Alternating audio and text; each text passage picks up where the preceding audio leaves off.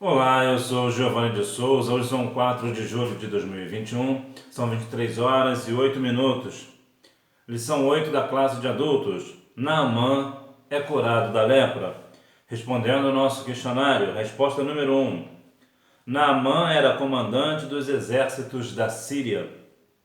Resposta número 2. Ele se tornou um agente de Deus na casa de Naamã, ainda que na condição de serva. Melhor, ela se tornou uma agente de Deus na casa de Naamã, ainda que na condição de serva. Resposta número 3. Esperava que o profeta o recebesse com honras e que lhe tocassem com as mãos, mas a ordem foi de mergulhar 7 vezes no rio Jordão. Resposta número 4. Foi curado da lepra e do orgulho. Resposta número 5. A cura de Naamã mostra que Deus está disposto a perdoar e salvar a todos, independentemente de posição social ou nacionalidade. Texto áureo. Então desceu e mergulhou no Jordão 7 vezes, conforme a palavra do homem de Deus, e sua carne tornou como a carne de um menino e ficou purificado. Segundo Reis, capítulo 5, versículo 14. Verdade prática. Deus não opera milagres necessariamente segundo nossas expectativas. Ele faz da forma e no momento que lhe apraz.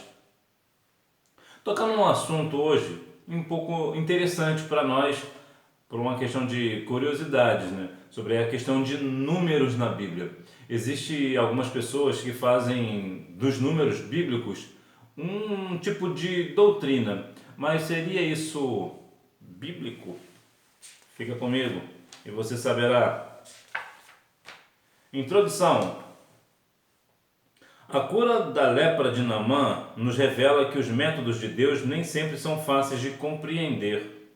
Naamã, o comandante do exército da Síria, precisou exercitar sua obediência e fé ao mergulhar no rio Jordão, pois tal ato era demasiadamente humilhante para um homem de sua posição. Porém, ao deixar de lado o orgulho e cumprir a rigor o que Eliseu lhe dissera, Naamã alcançou a sua cura. Quantas vezes algumas pessoas, principalmente se a gente for trazer para os dias atuais, Naamã era um homem de guerra, era um homem do exército. Podemos pegar, por exemplo, uma patente do exército nosso, no caso, o comandante, né, do exército, que seria uma certa humilhação, né? Alguém está no comando de um exército ou talvez de um estado, de uma nação, né? Parece que certas coisas, as pessoas parecem que ficam presas a certas condições. É algo, por exemplo, se eu sou um comandante do exército, eu não vou me humilhar a ponto de mergulhar 7 vezes num rio, porque algum homem disse que eu vou ficar curado. Isso dá ideia de soberba, né? Isso era um pecado de Naamã. Algumas pessoas ensinam erradamente que Naamã tinha o pecado da lepra. Bom, nós precisamos compreender que apesar que a lepra denomina pecado numa forma espiritual, no entanto, a lepra de Naamã era literal, né? Era uma doença física. Então, é claro que existia ali a soberba, né, da ideia de Naamã, mas na verdade a lepra mesmo em si era literal. Então algumas pessoas não recebem a cura porque acham que vão fazer algo que é humilhante para ela. Por exemplo, digamos que vamos trazer para os nossos dias, né? Digamos que talvez um pastor, né? Um pastor, ele está com um problema de saúde, por exemplo, mas acha humilhante demais ir para um monte, por exemplo, para orar, para se abrir para o Senhor. É algo dessa natureza. É claro que nós sabemos que a oração, ela toca o coração de Deus, sabemos do poder que a oração tem. Entretanto, algumas pessoas acham que orar, por exemplo, de joelho é uma humilhação. Mas não é exatamente essa a dinâmica da oração. Quando mais nós nos humilharmos perante o Senhor, ao seu tempo, nos exaltará. E isso, claro, se estiver dentro da vontade dele. Então a gente vai trabalhar um pouco a ideia da soberba, né? A ideia principalmente de Naamã, principalmente essa era o principal problema de Naamã, né? Era a soberba, não necessariamente a lepra, né? Mas a soberba do coração. Naamã, o chefe do exército sírio, Naamã, um comandante honrado. Naamã era um ministro do alto escalão do governo da Síria, cuja capital era Damasco. A Síria havia atacado Israel várias vezes. Naamã era um comandante admirado e respeitado por todos devido às suas muitas vitórias e batalhas, mas era leproso e essa doença afetava a sua integridade e o deixava vulnerável. Veja que comandante admirado, respeitado, batalhador, era um homem de guerra, era um homem preparado, sabia o que estava fazendo, fazia as coisas com dedicação, fazia o que tinha que fazer, era um homem sério. No entanto, ele era leproso. E essa lepra trazia para ele um pouco do problema afetava a sua integridade. Parecia que ele deixava de ser íntegro devido àquela enfermidade. Então vemos que a ideia de Naamã, talvez isso acabaria, né, talvez com a sua reputação, né, ele precisava ser curado para que assim houvesse até uma segurança para ele, né, ele se sentisse mais seguro nas batalhas e até na vida cotidiana, né? Uma vez que, independente da doença, qualquer pessoa que trabalha, por exemplo, no exército, uma doença pode, em casos específicos, pode até levá-lo à morte, né? Devido à ideia de que o físico fica muito fragilizado, né? A escrava, uma testemunha de Deus. Em uma de suas incursões de guerra contra Israel, Naamã fez uma menina de escrava. Esta passou a morar na sua casa e, vendo o sofrimento do seu senhor, sugeriu à esposa de Naamã que fosse falar com o profeta Eliseu.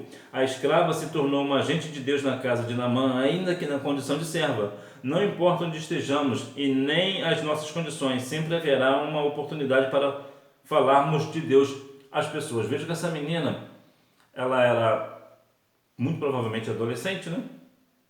Veja que essa menina, a Bíblia sequer menciona o nome dela, nós não sabemos o seu nome. Ela estava na condição de escrava, de serva, né? E mesmo assim, ela deu uma palavra de Deus para aquela senhora, para assim falar com o seu senhor. Então veja que qual a lição traz para nós?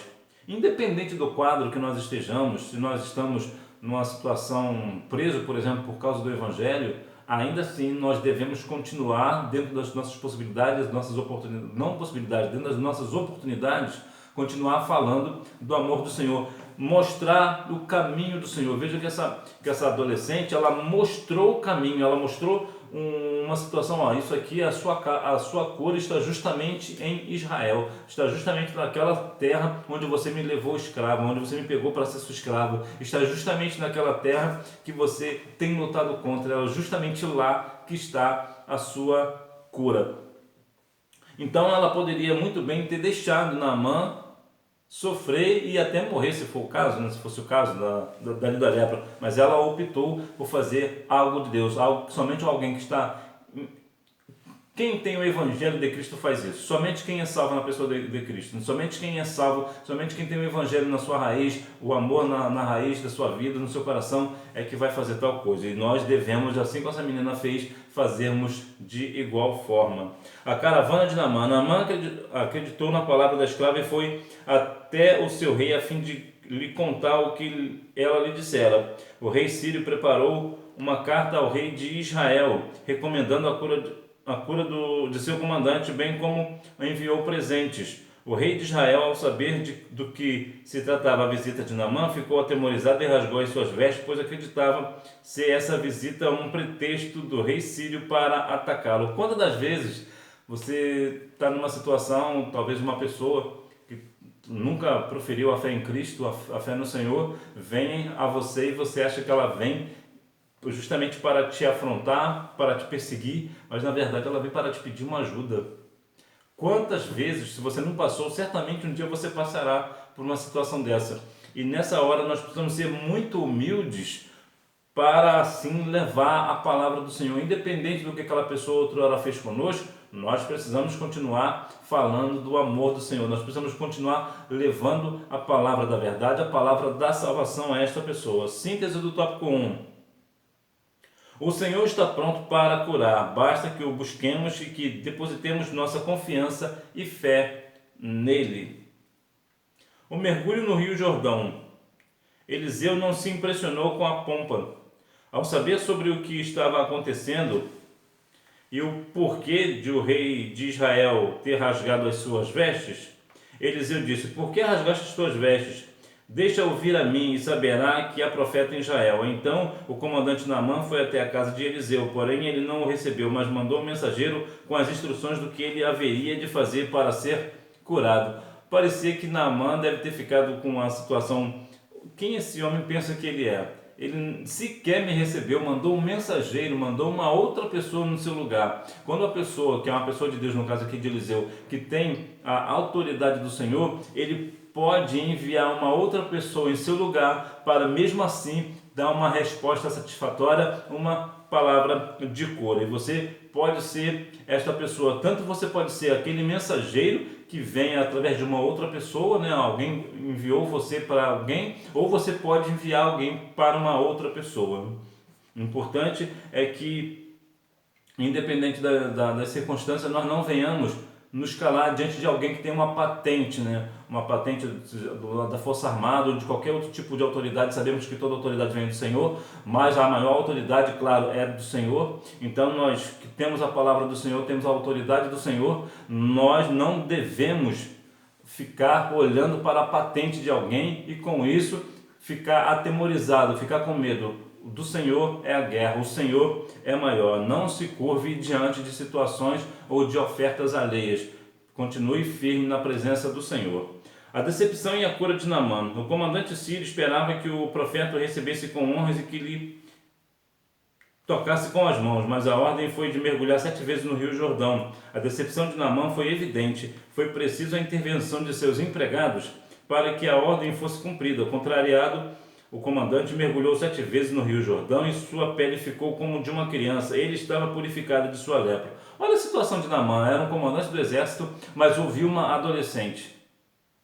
Quer mais? Depois ele ouviu os seus funcionários, né, os seus servos falar a mesma coisa. Ou seja, o comandante Naamã, ele foi justamente restaurado a sua lepra porque ele ouviu uma adolescente e também porque ouviu os seus servos. Os servos de Naamã falaram para ele: se tivesse falado para tu fazer algo difícil, tu não teria feito? Não, faz isso aí que isso é fácil de fazer. Você não vai fazer? Faz sim. Ele foi lá e fez e recebeu a cura. Quantas das vezes a gente não consegue compreender os propósitos do Senhor, né? Muitas das vezes esperamos que o Senhor pensa, Deus vai fazer algo muito difícil de fazer, vai me pedir algo muito complicado de fazer, mas na verdade Deus vai nos pedir algo fácil justamente para que é nesse algo fácil que encontra a ideia da humilhação, da obediência a Ele. Independente do que o Senhor faça, independente do que o Senhor mande fazer, nós temos que ter a humildade para fazer. Deus ainda opera milagres e não miticismos. O número 7 que Eliseu usou representa a perfeição de Deus na simbologia hebraica. Entretanto, o episódio em 2 Reis 5 é o único que relata o uso desse número pelo profeta. Tal fato nos dá o direito de usar uma forma de... Tal fato não nos dá o direito de usar uma forma de numerologia em nossos cultos ou campanhas intermináveis. Podemos e devemos invocar as bênçãos de Deus, pois esperamos o seu agir milagroso. Onde ele age não é preciso numerologia ou superstição, pois o poder de Deus está acima de tudo isso. E mesmo que não haja um milagre visível, ele está agindo, pois a fé é confiar nele mesmo quando as coisas não acontecem do nosso jeito. Não por acaso Jesus disse que muitos leprosos havia em Israel no tempo do profeta Eliseu, e nenhum deles foi purificado, senão Naamã, o Ciro. Olha que interessante sobre a questão dos números. É claro que a Bíblia vai nos dar várias referências no números. Por exemplo, o número 7 é o número da perfeição, mas houve 7 pragas. Então veja que há algumas questões que nós não podemos pegar os números para fazer desse número uma questão de uma doutrina bíblica ou uma campanha, por exemplo, ou coisas dessa natureza. Aqui eu não estou dizendo que necessariamente a campanha é errado, mas não é honesto da nossa parte, não é perfeito, porque dá a ideia de que nós vamos confiar na campanha, porque a campanha, por exemplo, a campanha de 7 semanas, por exemplo, nós vamos fazer a campanha pensando não no Senhor, mas fazer pelo número. Não são sete semanas, é o número da perfeição. Veja que parece que nós colocamos o poder dessa questão da campanha na própria campanha, porque são 7 vezes, onde na verdade deveria estar no Senhor. Então nós precisamos ter cuidado para não usar números em cultos bíblicos. Existem algumas curiosidades sobre números bíblicos, é verdade, mas nós não devemos pegar esses números para fazer doutrinas, para fazer campanhas, ou seja lá o que for, com base na numerologia bíblica. Isto não é da parte do Senhor. Nós precisamos colocar somente a nossa fé no Senhor. Síntese do tópico 2. Para ser alcançado pelo milagre divino é necessário abordar o orgulho e a falta de fé. Geazi é acometido da lepra. A rejeição dos presentes. Após a sua cura física e sentimental, Naamã estava disposto a voltar a Eliseu a fim de lhe presentear. A Bíblia não deixa claro se esse presente foi o mesmo enviado pelo rei sírio anteriormente. Pode ser que o primeiro presente tenha ficado com o rei de Israel, porém se for o mesmo, a quantia era composta de 350 ciclos de prata e uns 70 quilos de ouro e 10 mudas de roupas finas, um valor muito grande para ser rejeitado, mas mesmo assim Eliseu rejeitou o presente. Precisamos mais uma vez falar da questão. Nós sabemos, compreendemos a questão de oferta, por exemplo, que as pessoas às vezes querem abençoar a obra do Senhor, a obra missionária. Entretanto, nós precisamos compreender que nós não devemos vender a cura do Senhor, a salvação do Senhor. Essa não tem preço. Por quê? Porque o preço foi pago na cruz do Calvário. Então nós não devemos quantificar, colocar questões de números, Você faz tal coisa, dá uma oferta de X e você vai receber tal bênção. Isso não é de Deus. Deus não está nesse negócio. Vê que o profeta Eliseu recusou o presente ou a oferta, Ele recusou, apesar de ser um valor extremamente alto, mesmo assim Eliseu rejeitou. E quantas pessoas hoje estão querendo, fazendo do Evangelho do Senhor um comércio? Esse negócio não é de Deus. Deus não está nesse negócio. Homens de Deus não se deixam vender. A atitude de Eliseu ao recusar o presente de Naamã revela um comportamento de quem não vende a si mesmo ou as bênçãos de Deus. Tanto Elias quanto Eliseu eram honestos consigo mesmos e com Deus. É bom também lembrar que a questão do presente, da oferta, às vezes a pessoa que está dando a oferta, está ofertando, às vezes não tem nem a ideia de querer comprar ou pagar aquilo que recebeu. Às vezes só quer mesmo abençoar e às vezes não percebe que a ideia de querer comprar. A gente tem que ter muito cuidado, porque muitas das vezes as pessoas acham que porque recebeu uma cura tem uma obrigação de dar algum valor. É bom deixar isso bem claro, que o Evangelho do Senhor é de graça. A graça é de graça, porque essa graça foi nos alcançada na cruz do Calvário. Volto a dizer, a ideia da oferta, a pessoa pode, por exemplo, numa outra oportunidade, numa outra situação, até ofertar na obra do Senhor, mas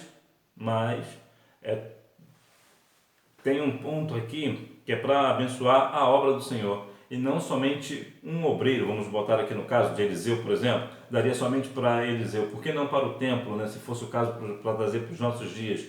Então nós precisamos ter cuidado em se tratando das coisas do Senhor, precisamos ter discernimento do Senhor, para ver se aquilo que a pessoa está presenteando, ou ofertando na igreja, é mesmo uma bênção, algo realmente de Deus, ou alguém está querendo corromper com esse valor a igreja. Nós precisamos ter muito cuidado com esse negócio. Por ganância, Geazi é acometido da lepra. Depois de visitar Eliseu, Naamã partiu para a Síria. Quando Naamã iniciava sua viagem, Geazi, cheio da ganância em seu coração, foi até ele e, mentindo, se apoderou dos presentes oferecidos a Eliseu. Tal atitude nos revela o caráter distorcido de Geazi. Visando o bem material, ele mentiu ao comandante sírio, traiu Eliseu e desonrou a Deus. Por isso o jovem foi acometido da lepra e saiu diante do profeta branco como a neve. Quantas pessoas, às vezes você está numa direção de uma igreja ou algo dessa natureza, fez algo extraordinário em nome do Senhor, que fique claro, toda honra, glória, louvor e adoração é dada a Ele. Mas alguém, por ganância, aproveita da oportunidade e quer receber aquela oferta, quer receber aquele presente. Essa pessoa está levando consigo as coisas do pecado ou coisa do tipo daquela outra pessoa. Não que vai ter uma transferência, como foi o caso aqui, mas existe uma consequência do pecado. Por quê? Porque isso é ganância. E a ganância, ela é proibida pela palavra, como diz lá em 1 Timóteo capítulo 6, versículo 10, né? O amor ao dinheiro, né? Nós não devemos ter amor ao dinheiro. Então veja que é algo que muitas pessoas, por ganância, né, pastores, líderes e até outras pessoas também, membros, né, obreiros, estão se perdendo pela ganância, né, estão se deixando corromper pela ganância. Né? A igreja do Senhor é uma igreja santa e lavada e remida pelo sangue do Cordeiro. Portanto, estas práticas não são de Deus. Síntese do tópico 3. É inadmissível que os servos de Deus negociem milagres e curas do Senhor por presentes ou favores humanos. Conclusão. A cura de Naamã nos mostra que Deus está disposto a perdoar e salvar todos, independente de posição social ou nacionalidade. E apesar de muitas vezes não compreendermos, o Senhor opera maravilhas de formas diferenciadas. Naamã, a princípio, não havia entendido o caminho para a cura, mas assim que a recebeu, reconheceu o Senhor como o único e verdadeiro Deus. Quantas pessoas, até mesmo na igreja, recebem a cura divina, mas não reconhecem Deus como o Deus verdadeiro, não reconhecem que de fato o Senhor é o Senhor dos exércitos, é o Senhor que é o mesmo ontem, hoje e eternamente, como diz aos Hebreus 13:8, né? Então, nós precisamos compreender também que Deus tem a tal maneira de João 3,16, né, que ama de uma forma extraordinária que nós não conseguimos compreender e por isso Deus faz coisas extraordinárias. Deus salva todos aqueles que vieram a Ele. Deus não tem essa questão de nacionalidade. Tanto a pessoa estando independente da sua nação, ela tem, claro, o direito da salvação, desde que creia no nome santo do Senhor. Então, muitas das vezes as pessoas acreditam que parece que o Senhor só vai salvar um e não vai salvar o outro, vai salvar uma nação e não vai salvar a outra, tem mais amor por uma nação do que pela outra. Você vê, por exemplo, alguns países do mundo, né? Na verdade são muitos países do mundo, têm muitas idolatrias. Entretanto, quando alguém se volta para Deus, o Senhor salva do mesmo jeito. Então, até mesmo aqui no Brasil, a idolatria ainda é muito forte. Entretanto, claro, né, com a ideia da igreja atuando, isso tem diminuído bastante. No entanto, ainda é muito forte a idolatria no Brasil. Entretanto, o Brasil tem hoje cerca de pelo menos 50 milhões de evangélicos, dos quais 23 milhões pertencem à Assembleia de Deus, que é o maior movimento pentecostal do mundo. Então você vê que, independente da nacionalidade, o Senhor vai salvar. A Bíblia diz que todo aquele que vier a mim, de maneira nenhuma eu lançarei fora. Então, independente da nacionalidade, independente da ocupação, da posição social, qualquer um que vier ao Senhor, ele de maneira nenhuma lançará fora. No nosso caso, por exemplo, a maior autoridade no Brasil é o presidente da República, né, o excelentíssimo presidente da República. Se esse se converter ao Senhor, ele será salvo. Mas uma outra pessoa que talvez seja humilde, tenha um trabalho extremamente humilde, ela vai ser salvo da mesma forma. Não há, para o Senhor, não há distinção de pessoas. Então, nós vemos, né, como diz Romanos 2:11 e Atos 10:34, Deus não faz acepção de pessoas.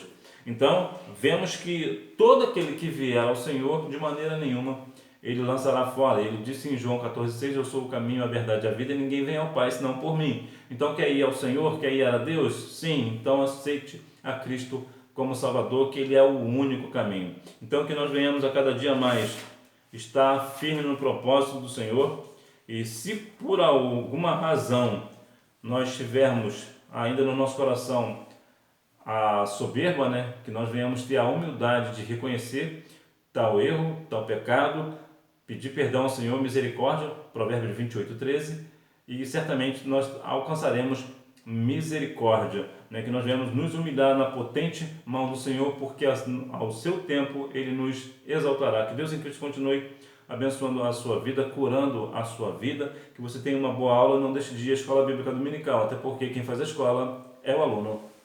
Tchau!